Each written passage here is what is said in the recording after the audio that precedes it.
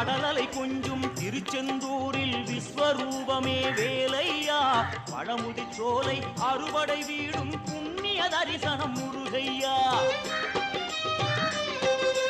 திருநீர் அணிந்து வரும் போது நெஞ்சில் நிம்மதி பிறக்குது கந்தையா சுகனே சிவனார் மகனே உன்னை பாட பாட சுகமாகுதையா வேல் முருகா அரோகரா அரோகரா வேல் முருகா